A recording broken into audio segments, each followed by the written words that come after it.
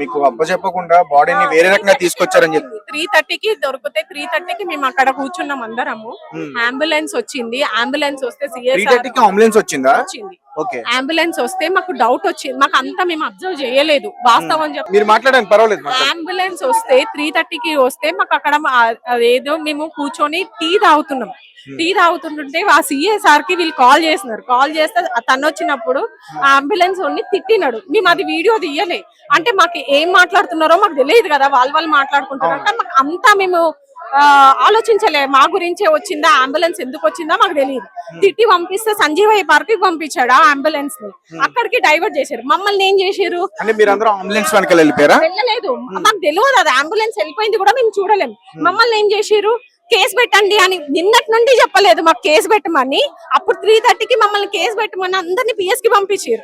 PS కి పంపించినప్పుడు మేము అక్కడ ఎవరం ఉండం కదా, అందరం పిఎస్ కి వెళ్ళినాం. పిఎస్ కి వెళ్ళిన తర్వాత 1 అవర్ కి 1.5 అవర్ కి దొరికింది అని చెప్పారు. దొరికిన తర్వాత పీపుల్ ప్లాజా ఎక్కడ ఉంది, సంజీవయ్య పార్క్ ఎక్కడ ఉంది, అక్కడ నుండి సంజీవయ్య పార్క్ కి కన్న తల్లి పరిగెత్తుకుంటా మేము అందరం పరిగెత్తుకు వెళ్తే అక్కడ డైవర్ట్ చేసాం. అక్కడికి లోపలికి రానియలే.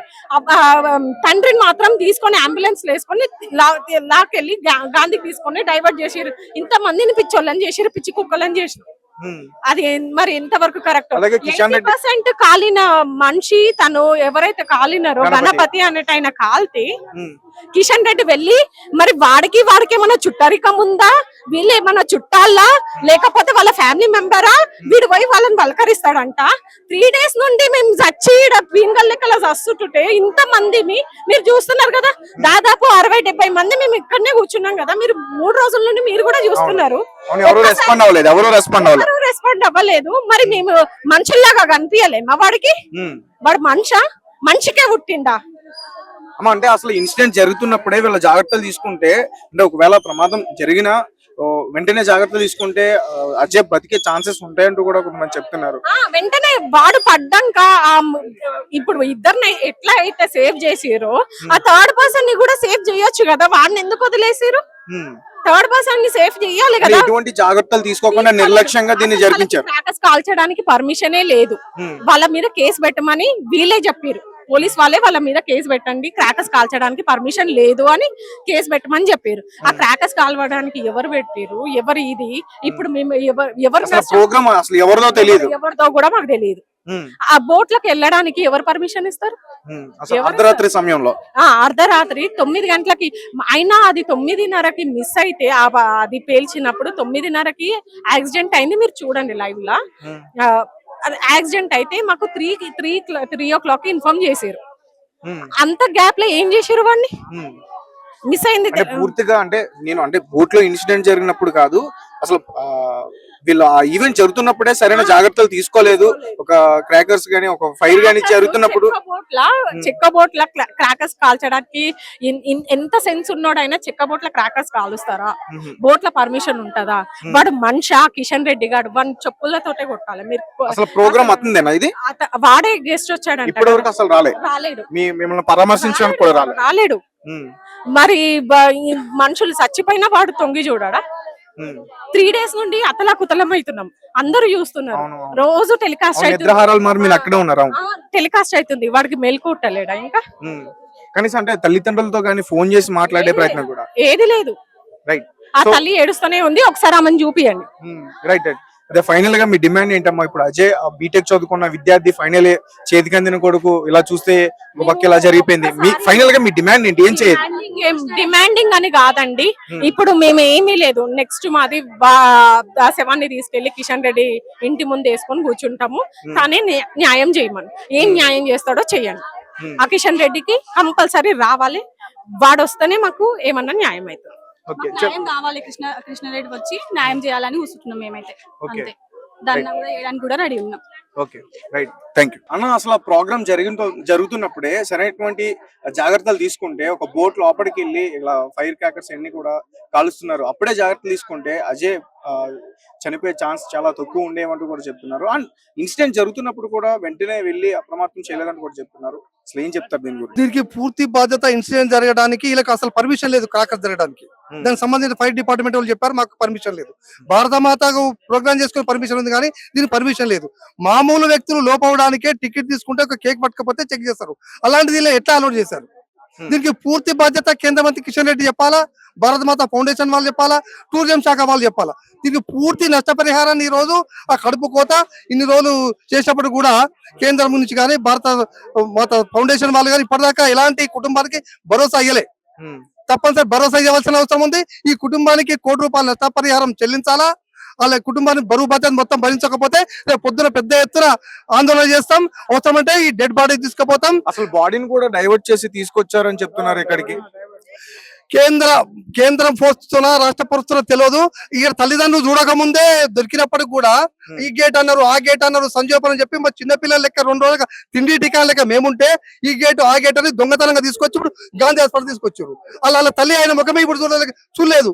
అంటే దేవస్థానం పరిస్థితి ఎందుకు వచ్చింది అంటే మీరేమో తప్పు చేసేప్పటికనే కదా ఈ దేవస్థానం అవసరం లేదు. కాబట్టి తప్పనిసరి దీని మీద చర్య తీసుకుంటాం. ఈ రాత్రి వరకు రాష్ట్ర ప్రభుత్వం కానీ ఈ కిషన్ రెడ్డి కానీ భారత రాష్ట్ర సమితి ఫౌండేషన్ వాళ్ళకి ఎలాంటి సమాచారం ఈవెంట్ ఎవరిది మీరు పూర్తిగా తెలుసుకున్నారా? ఎవరికి సంబంధించింది?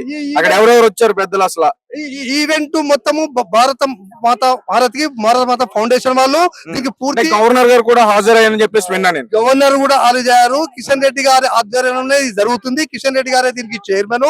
దీన్ని ప్రారంభించిండే కిషన్ రెడ్డి. 9 గంటలకు పూర్తి సమాచారం మా దగ్గర ఉంది. ఈ క్రాకర్స్ కూడా కాలడానికి ఆయన సిగ్నల్ ఇస్తేనే ఈ క్రాకర్స్ కాల్చారు. పూర్తి బాధ్యత ఆయన ఆధ్వర్యంలో జరిగింది. ఈ కాలిపోతున్న సమయాన్ని కూడా ఆయన సమాచారం తెలిసినప్పుడు కూడా ఆయన వెళ్ళిపోయాడు. అంటే ఇప్పటి వరకు కూడా నువ్వు ఎక్కడనో ఆంధ్రనో ఇప్పుడు తెలంగాణ ఏర్పడ్డా ఆంధ్ర రాష్ట్రంలో ఎవరో చచ్చిపోతే పరామర్శిస్తాను పోతావు. కనీసం ఇంత కఠినంగా మా మీద ఎందుకండి? కనీసం ఒక ఫోన్ కాల్ కూడా రాలేదు అతని దగ్గర నుంచి. ఫోన్ కాల్ రాలేదు. కనీసం వాళ్ళ వ్యక్తులు కార్యకర్తలు కూడా వచ్చి మా దగ్గర పరామర్శించి ఒక భరోసా ఇచ్చిన పాపాన వాళ్ళే. తిండి టికాలు 3 రోజుల నుంచి కూడా ఎవరు రాలేదు. తిండి టికాలు లేకుండా అక్కడనే రాత్రి మగలు దోమలు ఈగలు కలుస్తుంటే కూడా మా వాళ్ళు అడబడుకొని ఉన్నారు. అలాంటి పరిస్థితి ఎవరైనా వస్తారేమో అని ఆశాతో చూస్తాం. ఇప్పటిదాకా రాలేదు. ఇప్పుడు కూడా మనకి ఫోన్ వస్తే ఆశతో ఉన్నాం. సరే, అంటే మొత్తానికి అంటే చివరికి అసలు తల్లిదండ్రులకి చివరి చూపు దక్కిందా లేదా ఏంటి? ఇప్పుడే చివరి చూపు ఆ తల్లి చూసిండు. ఆ తల్లి కూడా ఇప్పుడే చూసింది. గాంధీ ఇప్పుడు చూసింది. సో ఫైనల్ గా డిమాండ్ ఏంటంటే అతనికి ఎవరైతే తండ్రి ఉన్నారో చేతికి అందిన కొడుకు బీటెక్ ఫైనల్ ఇయర్ అని చెప్తున్నారు. అంటే ఫైనల్ గా డిమాండ్ ఏంటి? ఏంటంటే దీనికి పూర్తి బాధ్యత ఈవెంట్ నిర్వహించినటువంటి కిషన్ రెడ్డి గారు, భారత మాత ఫౌండేషన్ వాళ్ళు తప్పనిసరి వీళ్ళ బాధ్యత తీసుకొని ₹1,00,00,000 నష్టపరిహారం ఇవ్వాలా. ఆ కుటుంబాన్ని అన్ని విధాలా ఆదుకుంటామని మాకు హామీ ఇచ్చినప్పుడు మాత్రమే ఈ డెడ్ బాడీ మేము తీసుకెళ్తాం. లేకపోతే ఈ డెడ్ బాడీ తీసుకొని బీజేపీ పార్టీ ఆఫీస్ పుట్ట అవసరమంటే కిషన్ రెడ్డి ఇంటి మీద పట్టుకుపోయి ధర్నా చేస్తాం. అది తాడో పేడో తెలియదాకా ఈ రాష్ట్రం నుంచి పద్మశాలీలు, చేనేత వర్గాలు, బడుగు బలహీన వర్గాలు మొత్తం కూడా అన్ని డిస్ట్రిక్ట్ నుంచి పొద్దుగాల తరలి వస్తున్నారు.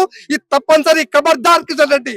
బడుగు బలహీన వర్గాలంటే మా ఓట్లు కావాలి, మీకు సీట్లు కావాలి. కానీ మొన్న ఇంత నిశ్చలతగా మా యొక్క సిగ్గు తీస్తున్నాం. ఎందుకంటే మా ప్రాంతం వాడు అయ్యింది. ఒక మాట చెప్పడానికి ఏమైంది? ఒక మీడియా ద్వారా చెప్పడానికి ఏమైంది? ఇప్పటిదాకా కూడా ఒక ఫోన్ కాలేదు. కాబట్టి ఆల్రెడీ చనిపోయిన గణపతిని పరామర్శించారు అని చెప్తున్నారు. అంటే శరీరం మొత్తం కాలిపోయిన వ్యక్తిని పరామర్శించారని చెప్తున్నారు. ఎస్, గణపతి అంటే వాళ్ళు కూడా మాకు ఆందోళన మిత్రుడే. ఆయన తూర్పుగోదావరి సంబంధించినటువంటి వాడు. ఆయన పరామర్శించడానికి వస్తుంది. ఇంకిద్దరికి గాయాలైతే ₹5,000 X ఇస్తుంది ప్రకటించడానికి వస్తుంది. మీ ప్రాంతం వాడు, మీ తెలంగాణ వాడు, నాగారం జిల్లా ఒక కడు బీద పరిస్థితులు అటో నడుపుకున్న వ్యక్తికి ఒక ఫోన్ కాల్ గానీ ఒక మెసేజ్ గానీ మీ దూతల ద్వారా కూడా చెప్పినట్టు పాపన అవ్వలేదు అంటే అంత హీనంగా కనబడుతున్నామా? ఖబర్దార్. మా తడా కింద రేపు పొద్దుగా చూపిస్తాం సార్. Okay, right. అంటే రేపు పొద్దున్న బాడీని తీసుకుని వెళ్తున్నారా? బాడీ తీసుకొని వెళ్ళాము. మాకు వీళ్ళతో నేను సమాచారం వచ్చే వరకు చేస్తాము. రావాలి, లేకపోతే సచివాలయం నుంచి ఎక్కడ ధర్నా చేస్తాం. ఎక్కడికి రావాలని చెప్పేసి అంటున్నారు మీరు కిషన్ రెడ్డి రావాలి. దీనికి సమాధానం చెప్పాలి. 4 రోజుల నుంచి జరగడం జరిగింది. 3 రోజుల నుంచి ఫోనే లేదు, అసలు పరామర్శించే అది కూడా లేదు. ఎలా వస్తాడు అనుకుంటున్నారు మీరు? మానవతా దృక్పథంతో వస్తారో రాడా రేపటి వరకు చూస్తాం. రేపటి వరకు రాకపోతే బాడీని తీసుకొని కిషన్ రెడ్డి ఆఫీస్ కాడికి పోతాం. అంతే, ఇంటికే తీసుకెళ్ళలేదు. 4 రోజుల నుంచి నిద్రాహారాలు మానేసి ఎంత తిప్పలు పడుతున్నామో మాకు తెలుసు. డైరెక్ట్ రాకున్నా సరే మీడియా పరంగానే చెప్పొచ్చుగా, సానుభూతి ప్రకటించవచ్చు కదా. మిగతా పార్టీ వాళ్ళు ఎక్కడ వేరండి? కాంగ్రెస్ వాళ్ళు ఎటు వేరు, బీఆర్ఎస్ వాళ్ళు ఎటు వేరు, వీళ్ళంతా ఎక్కడ వేరు?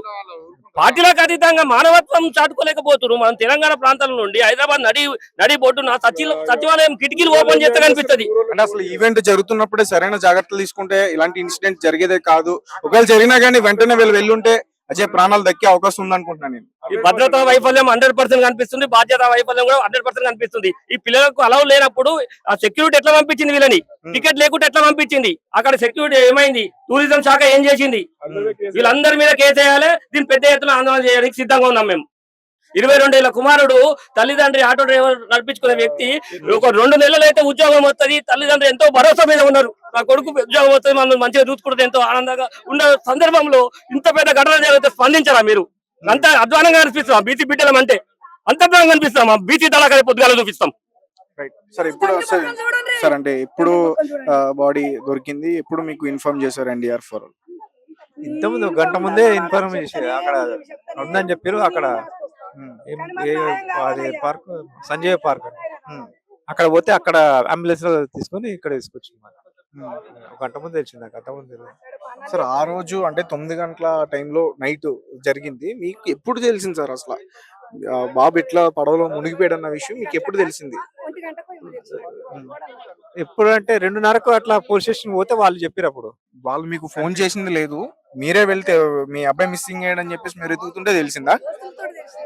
వాళ్ళ దోస్తులు మా తమ్ముని కొడుకు వాళ్ళ దోస్తులకు ఫోన్ చేస్తే వాళ్ళు చెప్పారు ఇట్లా ఫైర్ అయింది, అక్కడ యాక్సిడెంట్ అయింది, అది పడవలు కాలిపోయినాయి, అందులో ఉన్నాడు అని చెప్పారు. పోతే పోలీస్ స్టేషన్ పోయినాక వాళ్ళు చెప్పారు హాస్పిటల్ నుంచి మాకు పేరు రాలే, అక్కడ మిస్ అయిందని చెప్పారు, అందులోనే పడిపోయినని చెప్పారు పోలీసులు. ఏంటి సార్ అంటే అసలు ఇప్పుడు బాబు ఏం చదువుకుంటున్నాడు, ఇప్పుడు ఏ year? BTech final year sir, Geetanjali college Nagar SECL Cheryala. అంటే అక్కడ నుండి చదువుకుంటున్నాడా? ఇంటికాడికైనా పోతాడు, ఇంటికాడి నుంచి రోజు అక్కడ పోతాడు, బీటెక్ ఫైనల్ ఇయర్. సార్ అంటే అసలు మీరు ఏం చేస్తారు, మీ ఉపాధి కోసం మీరు ఏం